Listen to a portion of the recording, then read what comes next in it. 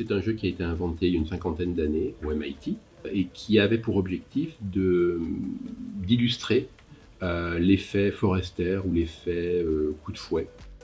Il suffit d'un incident tout petit à un bout de la supply chain pour qu'il y ait une espèce d'effet d'emballement qui soit assez dévastateur. Et l'idée là, c'est de l'illustrer d'une manière la plus concrète possible pour les élèves. Au début de la journée, je pensais pas qu'on allait faire un jeu parce que l'intitulé du cours c'était Introduction au FMIL, donc fondement du management industriel et logistique. Et donc j'ai été agréablement surpris. On a créé le kit qui matérialise le jeu, parce que le jeu, une fois de plus, a été inventé par le MIT. C'est vraiment un très grand classique de la supply chain. Nous, on a choisi le plateau, parce qu'en fait, c'est plus concret, il y a des objets, alors qu'en ligne, c'est une représentation en deux dimensions et assez conceptuelle. Par exemple, quand il y a beaucoup de stock, le chiffre qui s'affiche est élevé.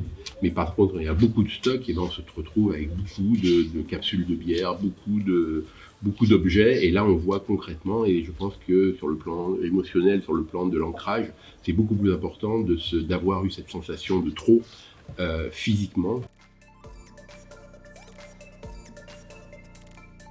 C'est un jeu de coopération, c'est-à-dire qu'on met ensemble une équipe de 5, 6, 7 personnes qui sont censées représenter la supply chain, une supply chain, en l'occurrence la supply chain de la bière. Donc on va du champ de houblon, du champ de malt, d'orge en l'occurrence, jusqu'au pub qui va servir la bière. Donc c'est un jeu où il y a 5 différents postes qui représentent 5 différentes étapes de la supply chain. C'est à nous vraiment de le prendre en main pour comprendre les différentes étapes. En termes de quantité qu'il fallait repartir, en termes de demande, en termes de calcul des besoins, c'était à nous d'imaginer le jeu. Donc du coup, c'était plus autonome. Ce qui est intéressant, c'est que dans cette démarche-là, ou dans ces démarches de jeu comme celui-ci, c'est qu'il nous met dans une situation où on expérimente. C'est très ludique, il nous implique beaucoup, il nous explique derrière.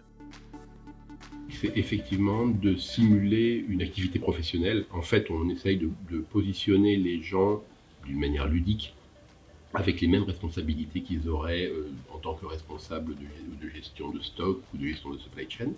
Et on essaye de mettre en quelque sorte une ambiance, une pression qui fasse qu'on soit vraiment dans la recherche, dans l'enjeu.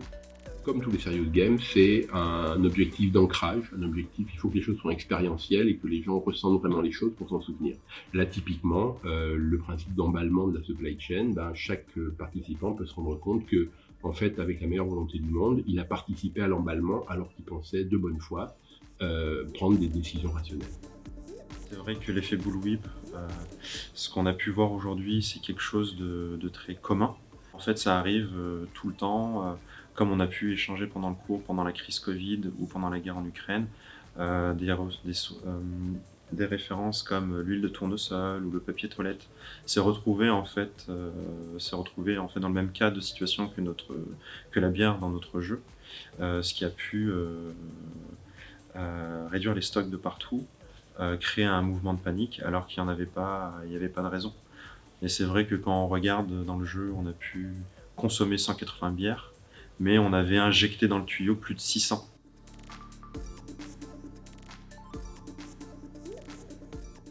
Au début, tout est très mécanique et opératoire, c'est-à-dire qu'il s'agit de comprendre comment le jeu fonctionne. Et une fois que l'apprentissage est fait et que le mode de fonctionnement est relativement acquis, il y a une certaine fluidité et là, les élèves, les étudiants sont plus dans l'exécution mais prennent un peu de distance et sont vraiment dans la réflexion de se dire c'est quoi les décisions à prendre. Ce qui est exactement une métaphore de la supply chain où il y a ces dimensions à la fois de pilotage et d'exécution. À mi-parcours à peu près, on fait changer les places et lorsque les élèves changent de place, ils se rendent compte que des décisions qui paraissaient rationnelles ne l'étaient pas ou inversement. Et donc là aussi, on les interpelle pas mal sur ce biais de place ou de proximité par rapport au consommateur.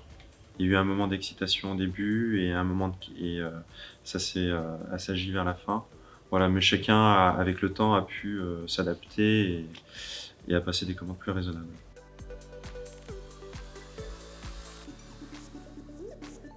L'importance du débrief, c'est effectivement de créer un lien à la fois quantitatif sur le fameux effet d'emballement, mais aussi de faire travailler ou de faire réfléchir les élèves sur l'aspect qualitatif, qui est l'alignement de chacun des maillons de la chaîne. Parce que s'il y a un désalignement, la chaîne ne peut pas fonctionner.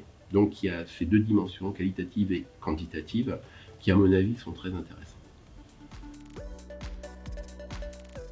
On s'est dit, en tout cas pour mon groupe, que voilà, ça allait être facile, qu'on allait réussir tranquillement avec notre savoir. On s'est rendu compte à la fin du jeu qu'on n'avait pas eu assez de communication entre nous, ce qui avait il y avait de grandes différences de volume, chacun essayant de se faire son stock, et on n'a pas assez pris en compte la demande client. Plus on se rapproche en fait du consommateur final, plus on se rapproche en fait de la vraie demande.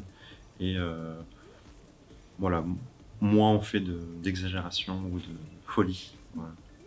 On était plus autonome en fait sur nos postes, on prenait les décisions qu'il fallait prendre. Et c'était plus à la fin en fait, dans le sens où il y avait l'analyse en fait de ce qu'on a fait. Il faut se dire en fait qu'on n'est pas le centre du monde, c'est-à-dire que l'entreprise où nous travaillons n'est pas le centre du monde. On a tous les maillons, c'est-à-dire on a les fournisseurs, on a les clients. Donc tout cet environnement-là en fait, il faut pouvoir l'analyser, il faut pouvoir tenir compte en fait de l'environnement externe et de l'environnement interne. C'est ce que je retiens de ce jeu.